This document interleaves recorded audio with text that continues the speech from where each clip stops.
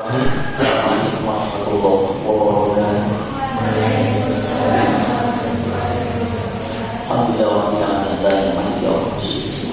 Muhammadin wa ala alihi wa sahbihi man tabi'ahum bi ihsan ila yaumil din.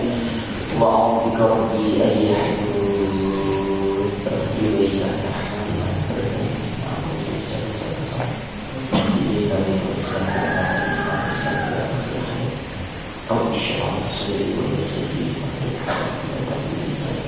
Subhanallah la ilaha illa anta innaka antal aziz al-Fatihah.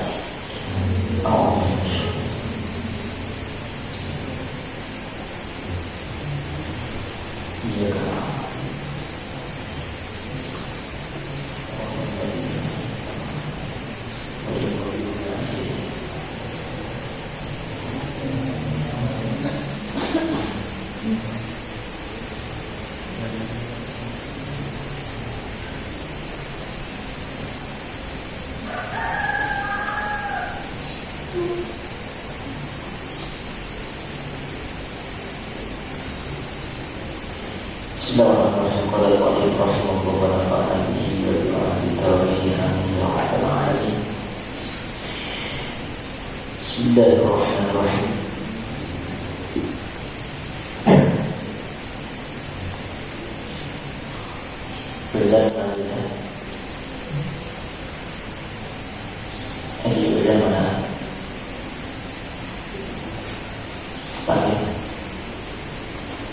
Maju lagi semuanya, maju. Berapa ayat?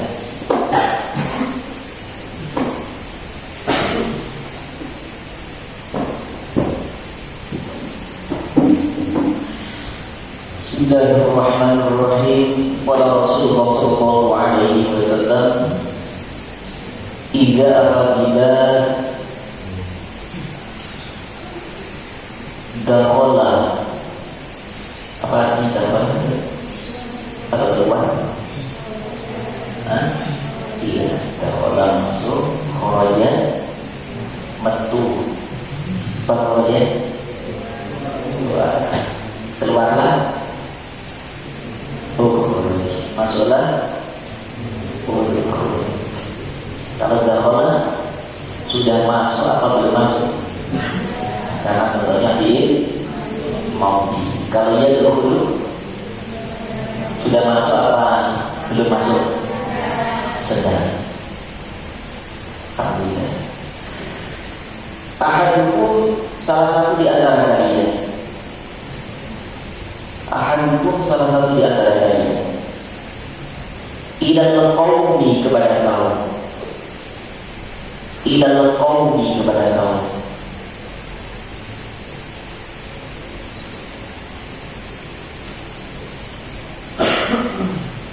Apa kalimatnya ini?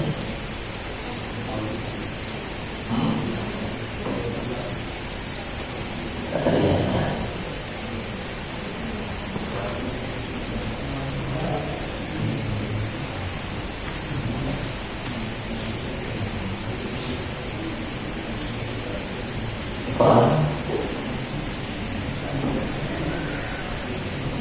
Fakusi,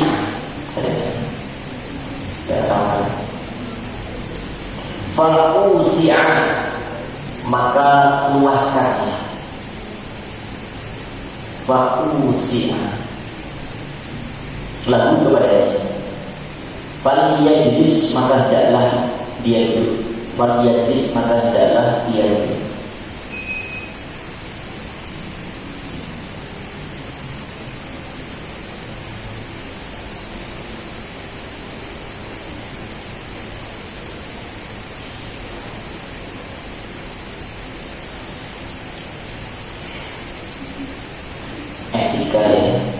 Dalam bertamu maupun menerima tamu itu semua diajarkan oleh Rasulullah. Dalam Al-Quran juga dijelaskan oleh Allah, fasahu yafsahillah. Bagaimana pada saat kita dulu bertamu menerima tamu. Ini dijelaskan caranya juga Rasulullah. Imam mempersilahkan,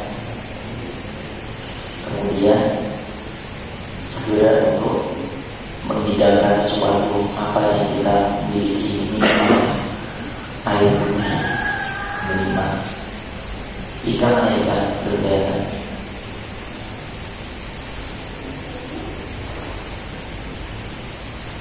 Maju terus bagian paling depan kalian, yang masuknya terakhir paling besar. Akifah paling depan lagi, ini saudara paling depan. Kayaknya kalau seorang pernah kasih lagi. Ini siapa sampainya kayaknya? Sampainya kayaknya kakak, subhanallah. Kakak siapa nanya terus kawan berangkatnya, kapan nyampainya ke Allah. Kakak baru kelihatan kakak.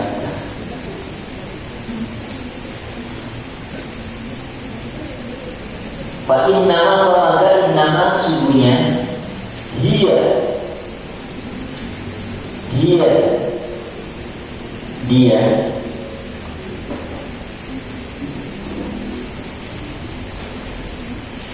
kalau matur itu suatu kemuliaan minallah dari Allah.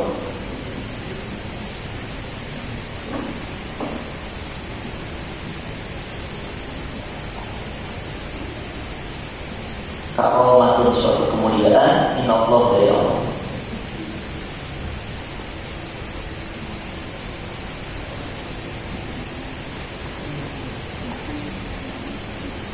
Akroma maka akan memuliakan.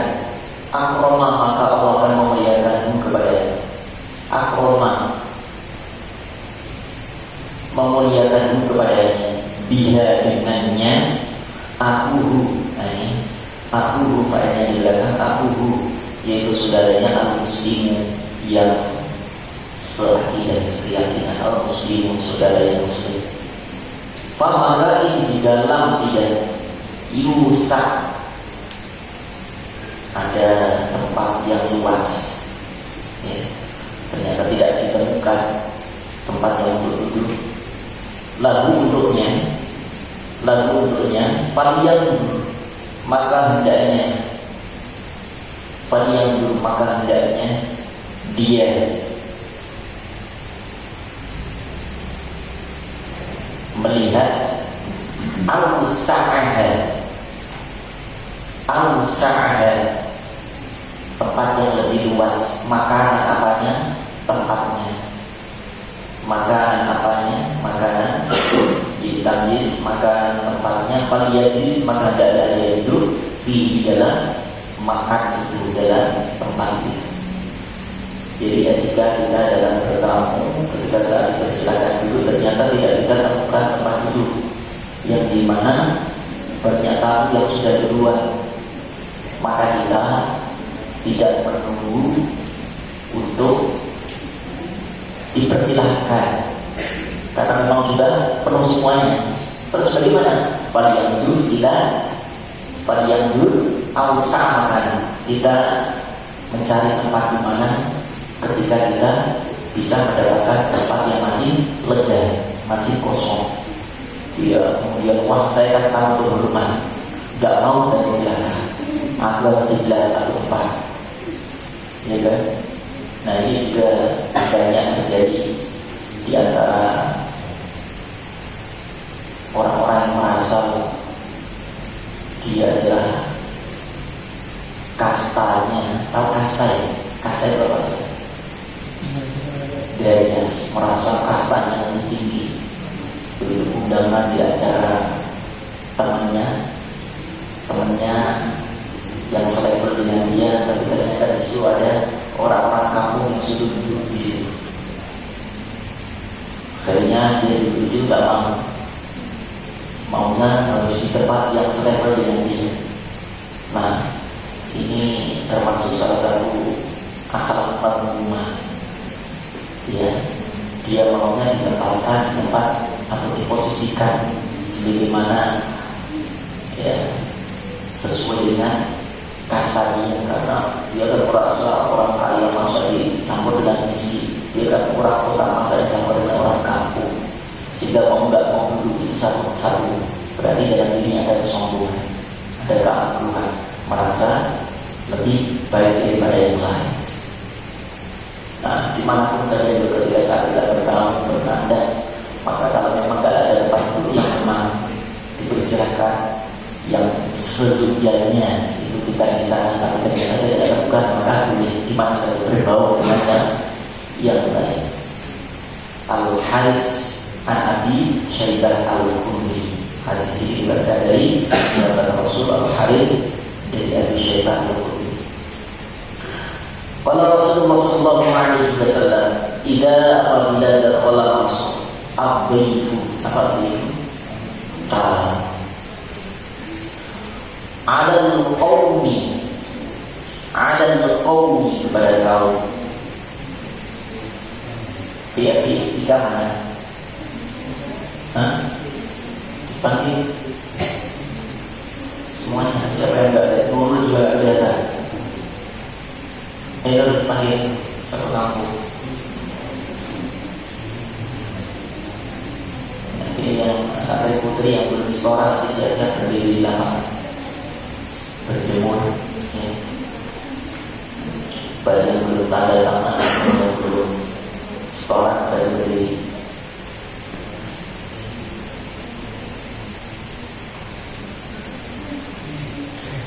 Dakhala, maka ia masuk dirizki dengan rezekinya. Jadi ketika dia kamu masuk, dia kedatangan kamu, kakak datang tamu Kaila, ya Kaila, walaupun tidak bawa apa-apa dari rumah, tapi begitu masuk ternyata dihidangkan oleh kakak segala macam menu makanan yang kakak tahu lagi. Kaila sukanya jadi montong di kulkas diambil. Itu bukan berarti siapa namanya Kaila itu minta kepada kakak atau minta dihidangkan sesuatu yang menjadi hobinya, makanan kesukaannya Kaila, tapi ternyata sudah disiapkan oleh Allah rezekinya. Siapa? Kaila itu memang ada di tempatnya kakak, ya, bukan mengurangi dari rezeki kakak, sudah disiapkan oleh Allah. Ketika saat aku masuk di rezeki dan Allah rezeki itu bawa rezekinya itu. Begitupun ketika tamu berada di rumah kemudian bawa apa sesuatu, itu berarti memang sudah ditentukan rezekinya dibawa oleh sang tamu itu, dihantarkan. Ya, maka tamu itu adalah keberkahan bagi tuan rumah. Ya, jangan sampai ketika saat seumur umur tidak ada pernah orang yang bertamu di rumah kita. Di rumah seperti itu jauh dari rahmat Allah Subhanahu wa Ta'ala. Ada yang nggak sampai seumur umur nggak pernah ada tamu yang datang ke rumah kita. Ada nggak? Ada. Hari pernah kedatangan tamu. Siapa? Teman. Paling tidak teman. Ya, tapi juga ada tingkatnya tamu itu. Maksimal berapa hari tamu? 3 hari. Kalau sampai 4 hari 5 hari masih tidur di situ, usir saja. Ini sudah tidak tamu, tidak beretika. Dan juga harus menyesuaikan keadaan tuan rumah itu. Kira-kira jam segini tuan rumahnya itu istirahat, ganggu, atau memang siap. Makanya paling tidak pertama informasi panggil Azmi mau main ke Ali WA lima Pak Ali, bila tidak punya anak dan istrinya panggilnya Pak Ali. Pak Ali, saya ini Dr. Azmi,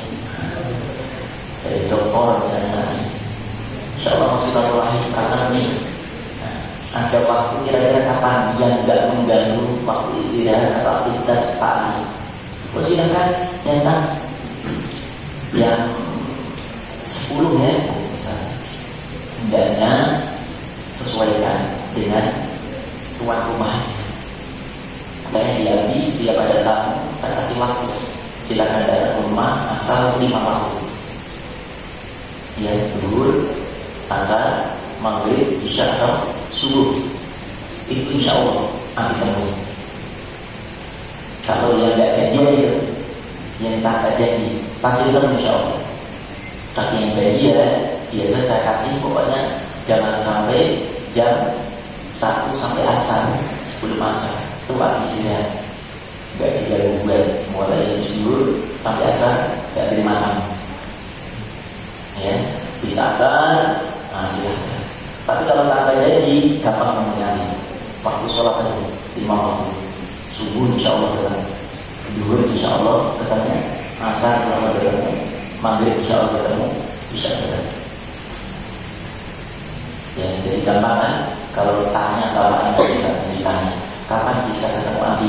Sampai aja, insya Allah 5 waktu Abi selalu ada di masjid, bisa ketemu. Tapi kalau untuk persoalan masalah pribadi yang harus dibicarakan atau konseling, ya silakan konfirmasi dulu. Ya Abi bisa ke rumah kapan, ada waktu kapan. Nah nanti bisa kita atur jadwalnya. Jadi ya seperti itu cara berenang. Jangan nyelonong dulu sampai jam 2 enak-enaknya tidur tamu apa tuan rumah itu. Tok tintong beribu, tintong beribu, tintong. Ya Allah, ya kasihan barangkali mungkin capek kalau baru terlatih dulu di tuan rumahnya. Kita datang tanpa konfirmasi. Nah itu termasuk satu hal yang tidak dibenarkan dalam berenang. Pertama cara berenang konfirmasi dulu, ya paham. Yang kedua ketika saat tidak dibukakan sampai dikatakan assalamualaikum, maka hendaknya kita pulang. Kalau rumahnya Kalimantan, pulang Kalimantan naik pesawat lagi. Ya nunggu waktu kira-kira. Oh nanya, karena biasanya tuan rumah itu jam berapa? Ya, paling enak itu subuh. Jadi tamu-tamunya datang biasanya supaya nggak terhambat, nggak macet yaitu sebelum subuh berangkat, subuh sampai ke sana. Ada waktu yang fresh ya. Ya pertama ibadahnya nanti subuh, nanti setelah itu makan nasi uduk. Nah ya. Kemudian yang pertama juga gitu ya. Tadi yang pertama berapa waktunya? Maksimal ya.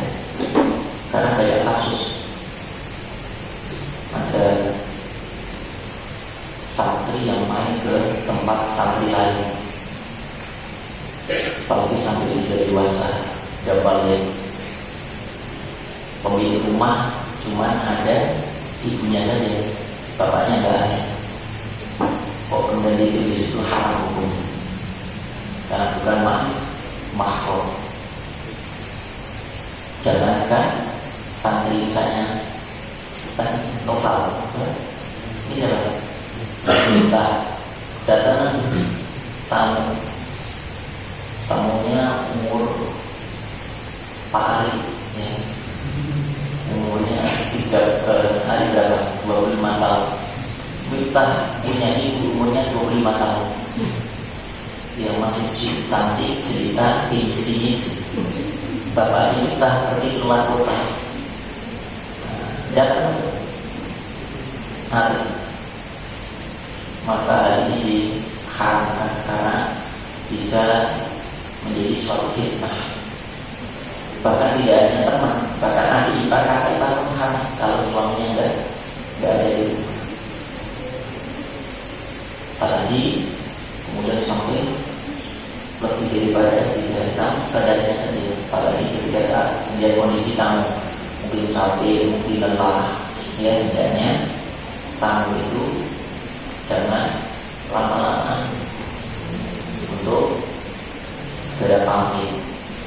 Nah itu nanti kalau bukan kita lihat bagaimana cara bertamu sesuai dengan anjuran Allah dan tuntunan Rasulullah SAW.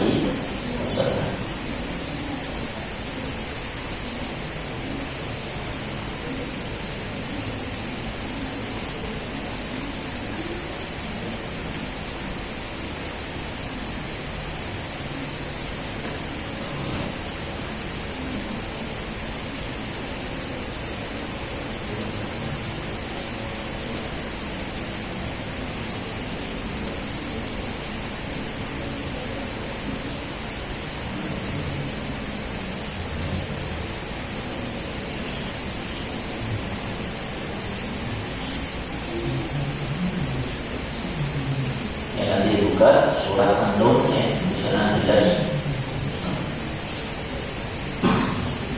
Yang pertama, hendaknya dia mengucapkan salam. Kalaupun tidak ada orang yang tetap salam, Assalamualaikum. Ya.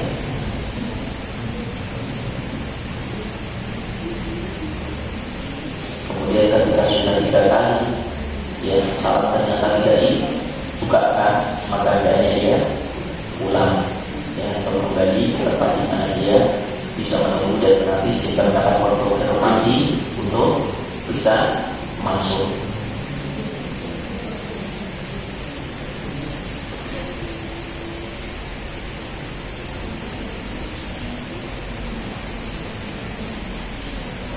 Termasuk anak-anak kita yang kecil ini juga begitu.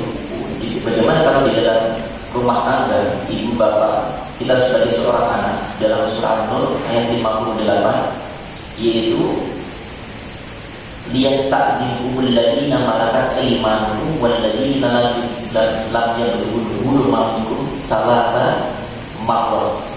Jadi ada 3 waktu kita tidak boleh masuk kamar orang tua. Kita salasa marrat min qabli sholatil fajr. Yang pertama adalah sebelum sholat subuh. Tidak boleh nyelotong ke kamar bapaknya. Ya, bapak ibunya mungkin lagi bubuk. Tiba-tiba mereka nyelotong karena bapaknya lupa kunci kamar.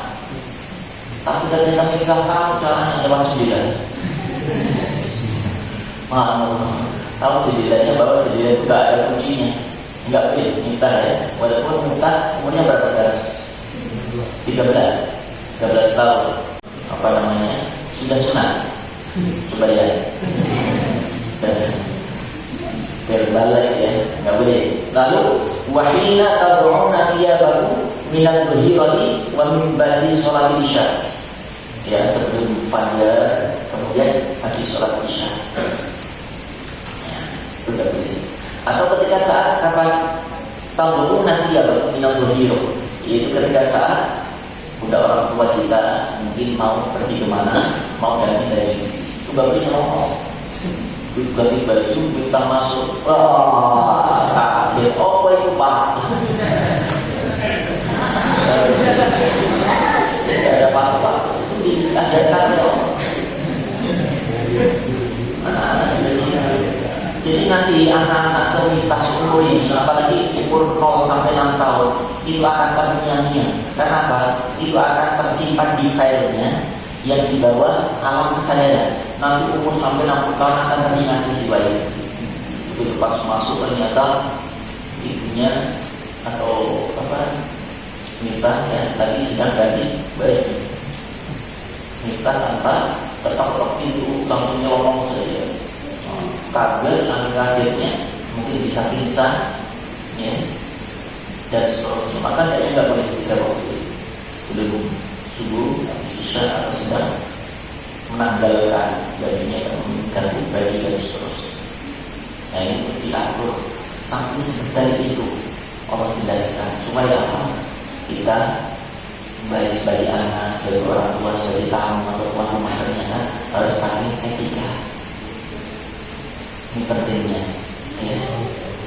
Baik, kita lanjut ya. Kalau ada tamu seperti itu kita yang tadi Pak Ali datang, Mas Ali ini sudah 3 hari di sini ya, tolong Pak Ali, ya,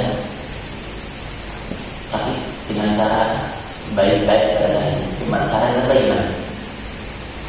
Menurut Abi, dulu kita waktu belajar Mas Ali, pernah kita diajarkan hadis tentang cara bertamu.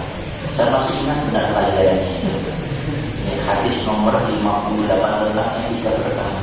Kata Abi, itu katanya tidak boleh lebih dari 3 hari. Nah, ini Mas Ali sudah 3 hari ini. Ya udah gak jadi tamu lagi. Bagaimana ya? Makan sendiri, masak sendiri. Ya sudah gak berat untuk kita menjamin tamu.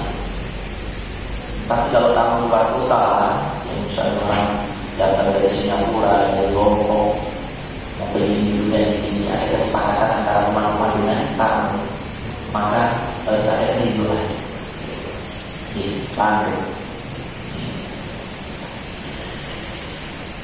Kemudian si tamu juga begitu, jangan sampai menyampaikan sesuatu yang menyinggung perasaan ketika saat sedang menikmati makanan yang disajikan kita. Misalnya tuan rumahnya Afifah, tamunya Kina, itu datang dan disajikan makanan-makanan yang lezat. Kemudian Afifah jangan menyebutkan sesuatu yang bisa menyinggung perasaan Kina. Misalnya contoh, apa itu? Ini lauk ini Mbak Kina, sebuah suka mahal banget ini. Bahwa bagi orang mahal banget. Ini beras tadi sekarang itu mahal banget. Nanti gak jadi dimakan. Sekarang apa-apa mahal ya. Jangan membicarakan sesuatu yang kira-kira tidak nyaman bagi kamu. Kadang-kadang ada.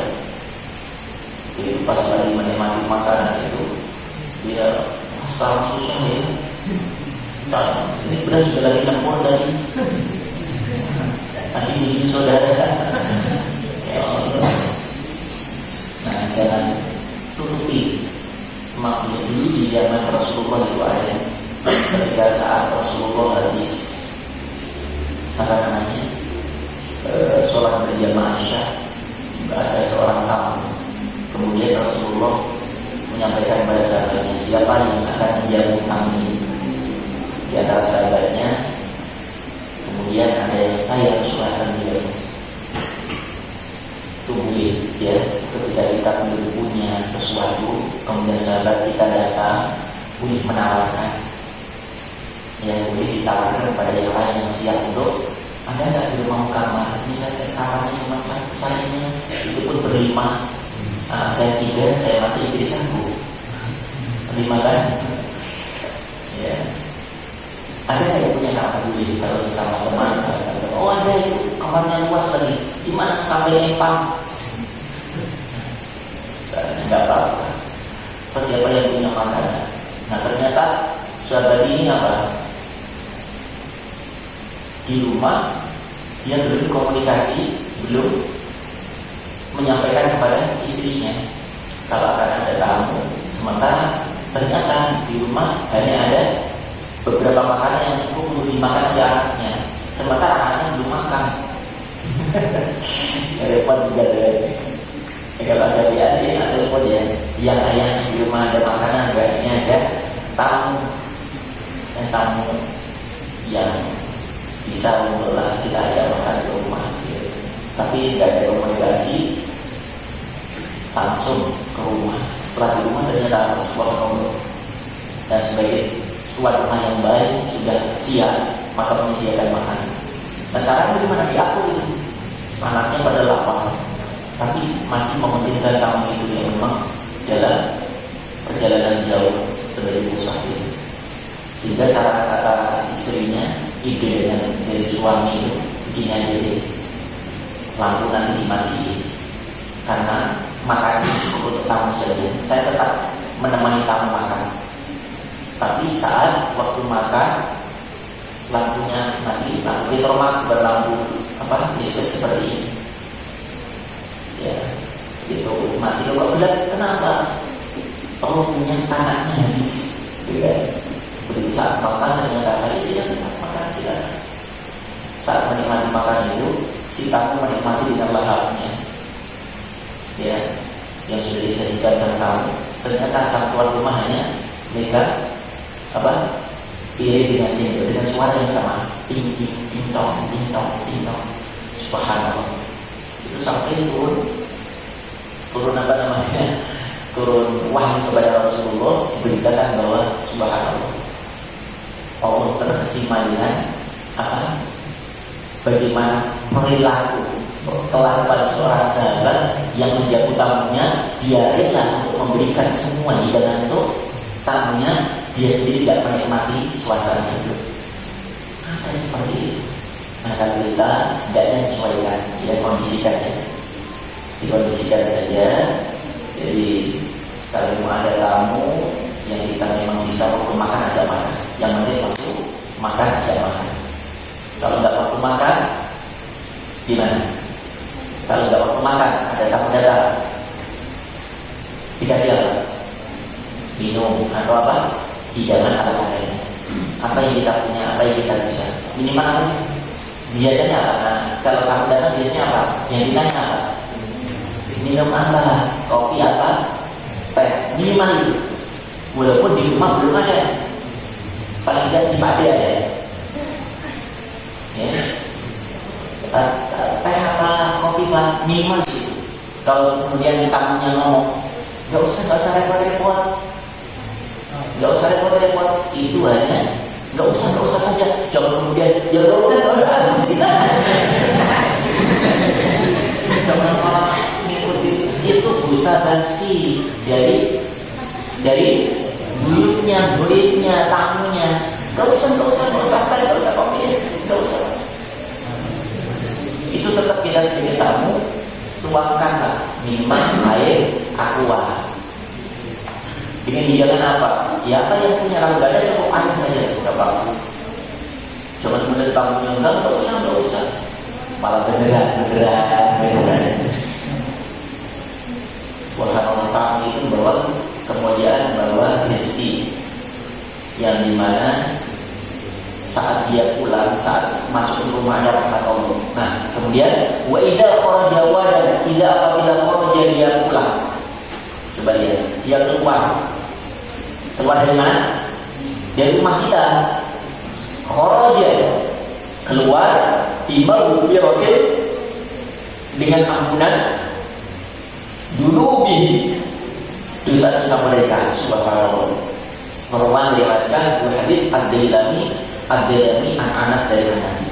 Jadi ketika saat tamu datang, itu Allah sudah siapkan rezeki untuknya pada penikmatan kita. Saat dia keluar, kharaja min maghfirati, maka dia keluar dengan membawa dosa-dosa kesalahan kita. Bukan kemudian dosa nimbal dia yang plek dia bukan. Artinya dosa-dosa kita berguguran dengan menyajikan sesuatu yang kita hidangkan ke tamu itu. Enak kan? Makanya sering-sering ada tamu. Ya Allah, ini di antara hikmahnya. Baik. Ya, etika bertamu ya. Kalau diingat, kalau dicatat, etika bertamu, etika menerima tamu. Insya Allah menjadi pelajaran yang semua akan dipraktekkan dalam masyarakat.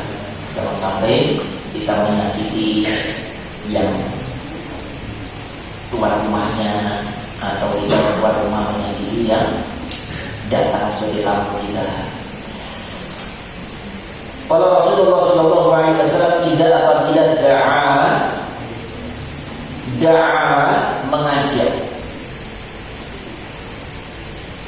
ar-rajulu, seorang laki-laki atau suami ar-rajuli, ngajak kepada siapa? Imro'atahu, kepada istrinya. Tadinya perempuannya, kita sebutkan imro'atu, istrinya. Ila ke firashihi, tempat tidurnya, ranjangnya. Kita belum paham ya, kita jangan paham dulu, kita belum balik.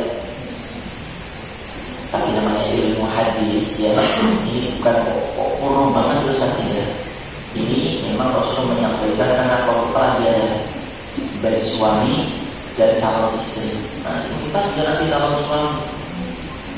Ya. misalnya istrinya siapapun lah, yang jelas ilmu itu akan nanti akan menjadi amal, menjadi praktek.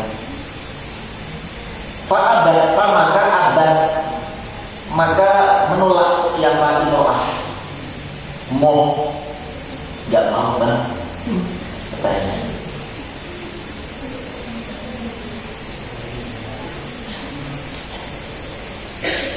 Maka bata menginap atau dia tertidur siapa perempuan itu imro'ah, tidur dalam firasnya, dalam ranjangnya, dalam peradilan dirinya, gua dia gudba dalam kemurkaan, dalam kemarahan, alaiha atasnya, laknat bahkan melaknat pada imro'ah atau perempuan itu. Siapa yang melaknat? Al-malaikatu, malaikat.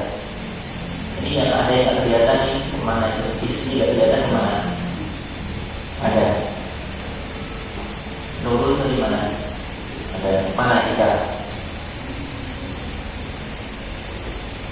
Semprot pakai air. Semprot kayak mau kawin harus tahu ilmunya. La'anat melaknat pada imro'ah tadi al-malaikat hatta sehingga tusbiha waktu subuh. Rawah riwayatkan hadis Imam Ahmad an Abi Hurairah dari Abi Hurairah. Nah sekarang ketika berumah tangga berkeluarga dulu ini kalian semuanya akan menjadi calon apa? Istri, ibu, beranak ibu. Oh, ini kalau sudah berumah tangga calon ibu, misalnya sedang hamil, wah ini calon bukan calon istri lagi. Kalau begini mau nikah pada calon istri. Ya, ketika seorang suami ini nanti punya suami semua ini, tapi semuanya dari dulu dicatat oleh Allah.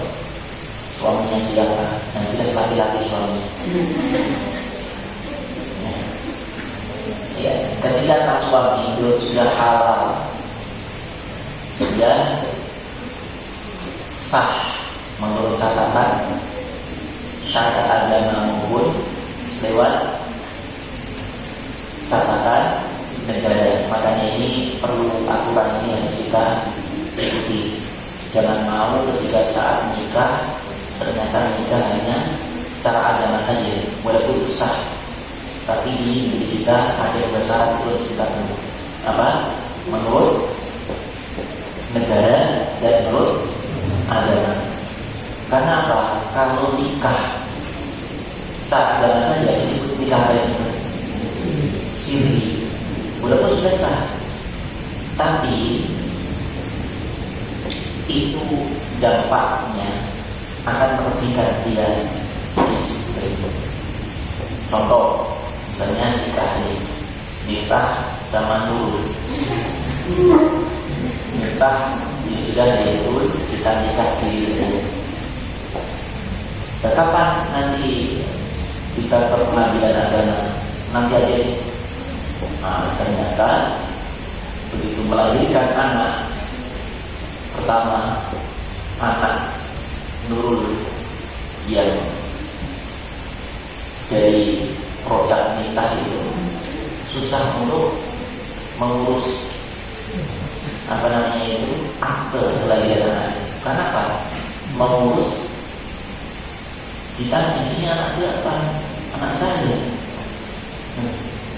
Kapan nikahnya? Gak ada yang tahu. Mana surat nikahnya? Gak ada.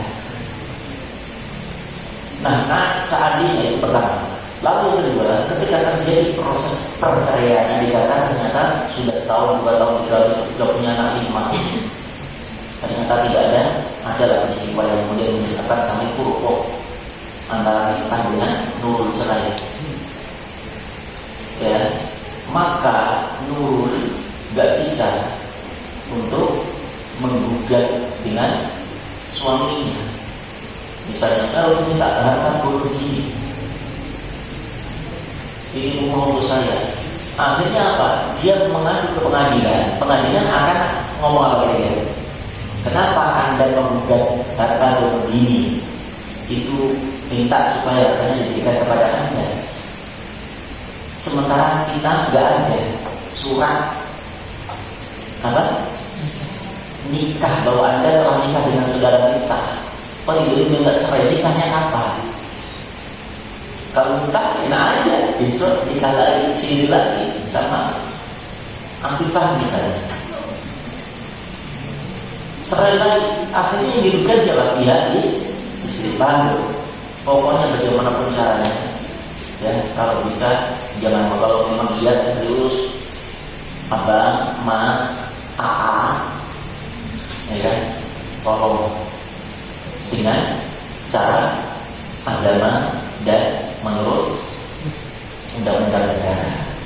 Jadi sah menurut agama dan menurut undang-undang di negara kita. Seperti itu. Karena banyak kasus seperti itu. Akhirnya apa? Ya Allah kasihan dia dari istri, kalau suami sudah masalah. Sah sudah sah, halal. Tapi dia akan pernah merasakan kenyamanan nanti ketika saat terjadi suatu masalah dalam rumah tangga keluarga. Aduh, ya, gampang menikah itu cuma bayar berapa sih? 500.000 udah selesai, ditahu kantor usaha agama. Nggak usah mahal-mahal. 2 orang saksi, ya, rencana nikah, ada ambilnya di situ, ijab kabul, mahal, udah selesai. Tapi cuma itu aja. Jangan tunggu surat nikah. Jadi juga kemana-mana kalau haji umroh harus punya itu suami istri. Kalau nggak bisa. Harus ada muhrimnya, ya, ada mahramnya. Muhrim itu orang yang ikhram, mau mengangkat pakaian ikhram. Kalau mahram, artinya mahram kalimatnya. Jadi bisa terjadi begitu. Ya. Ini bukan muhrim saya, bukan muhrim saya. Muhrim orang yang berpakaian. Dia orang namanya muhrim, bukan mahram. Katanya maaf, sama nenek-nenek itu sama gadis cowoknya. Nah, ketika sudah terjadi pelaksanaan, sudah halal beragama dan negara dan agama, maka ketika perempuan itu ternyata tidak mau, istri tidak halal, saat suami, hai sayang, hai sini, ternyata kata istrinya mau, enggak mau, apa yang terjadi? Nih dia, la'anat al-malaikatu hatta tasmiha. Maka tidurnya perempuan itu dalam kemurkaan Allah, dalam kebencian Allah, dalam laknat para malaikat Allah, mendoakan keburukan untuk sampai kapan? Sampai waktu subuh. Kok suami nggak rela, suami nggak tidur, ya, dengan perlakuan istri itu, maka istri itu jangankan masuk surga, mencium aroma surga pun tidak. Kalau apalagi menolak, ya, saat suami yang menginginkan, sampai bahasa Rasulullah, walaupun Anda di atas ekor unta, ya, di atas ekor kuda, itu bahasa yang apa namanya, ya, istilahnya itu sampai keadaan seperti itu pun ketika saat suami mau juga dia harus turun layani suami. Apalagi kemudian sudah dalam satu kamar, satu tempat yang sudah disiapkan pengantin baru. Nah, kenapa masalah-masalah seperti ini terjadi? Nah, ini juga harus muhasabah. Apa kok bisa terjadi ya kasus seperti ini? Minimal barangkali ketika saat pernikahan satu tidak saling mencintai. Ada kan gitu? Saya kisah sini Nurbaya, bapaknya suka sama calon menantunya, ternyata anaknya nggak suka.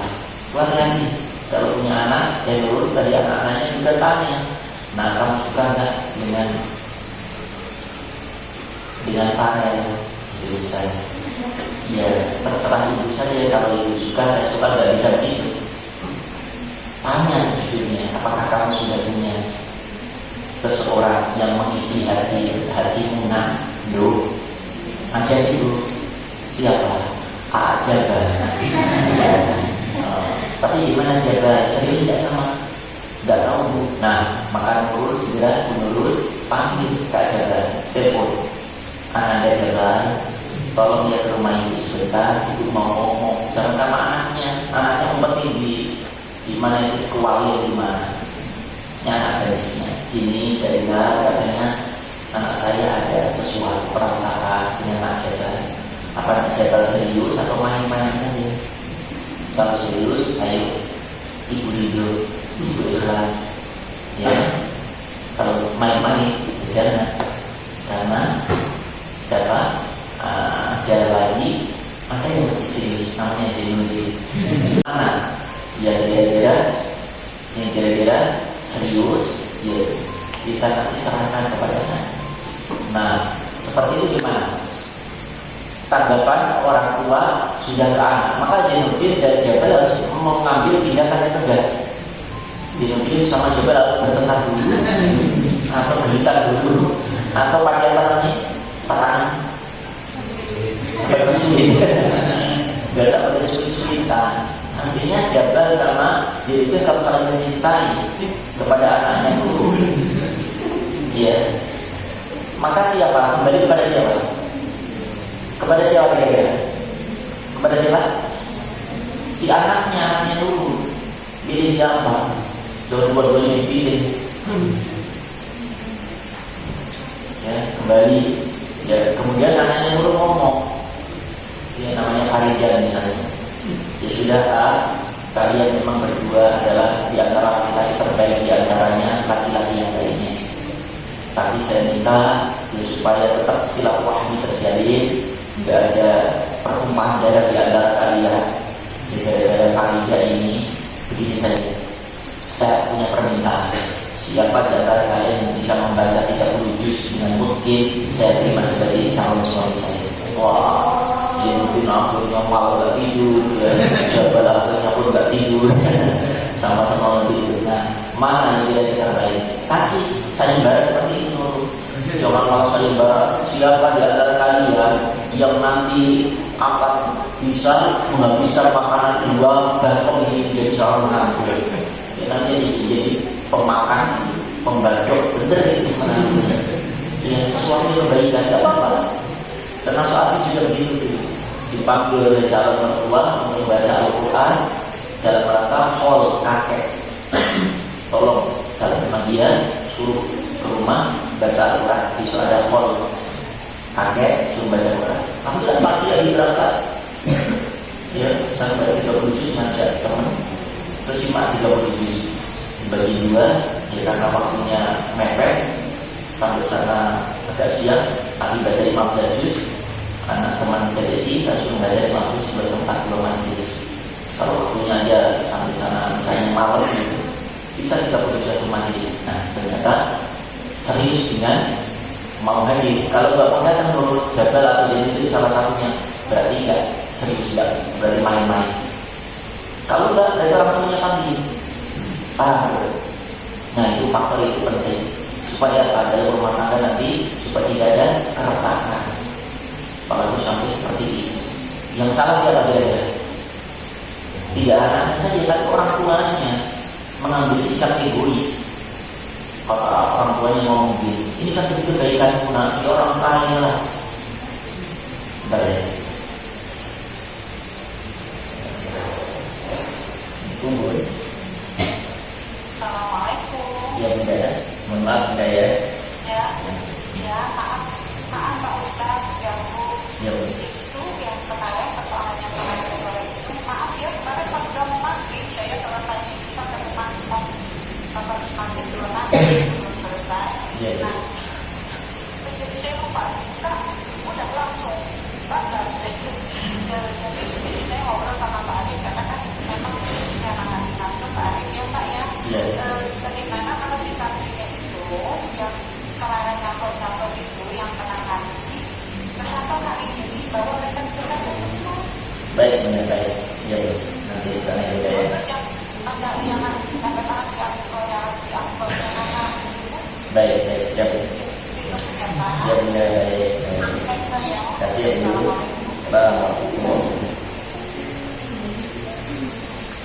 tidak boleh ikut. Tanya dulu. Nah, ibu punya pilihan, bapak punya pilihan. Kalau ananda punya pilihan, nah istiqoroh. Bapak juga istiqoroh, ibu istiqoroh, anak juga istiqoroh. Mana yang terbaik? Karena apa? Pernikahan tidak hanya 1 bulan, 2 bulan, 3 bulan, tapi untuk sampai dunia akhir. Jangan sampai pernikahan kemudian bulan, 2 bulan, 3 bulan, setahun, 2 tahun selesai. Itu bukan tujuan daripada pernikahan, tapi tujuan pernikahan adalah bagaimana menyiapkan keluarga, sakinah, mawaddah warahmah, lahirlah perahu yang soleh-solehah. Setelah kita wafat, generasi itulah yang akan melanjutkan perjuangan kita sebagai seorang paham. Jika juga begitu kan, tanyain Nabi gimana, cocok kalau nggak cocok jangan terusin, ya kan? Kemudian orang tuanya panggil, siapa orang tuanya? Ini orang tuanya gimana? Panggil. Kemudian juga ada MUU, sedangkan kita harus selesai kuliah, sedangkan kita harus komitmen dengan tujuan pesantren, jadi menghafal. Karena banyak, ya. Nikah dia nanti ketika saya selesai kuliah mandu ya. Mau selesai nikah nanti mau ngapalin, ternyata nggak ada, tapi nggak ada komitmen lah. Ya tujuan awal dari nyantri ternyata nggak tercapai ya. Jadi ya, insya Allah jika nanti mau nikah tanggal 22 ini ya, sudah jelas ada laki-laki.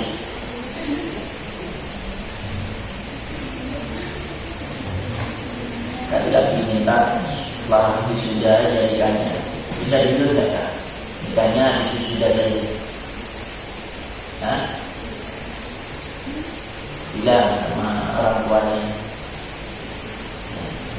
kalau nikah habis wisuda saja. Nah, tahun lagi 1 semester. Kalau nggak tahu ya.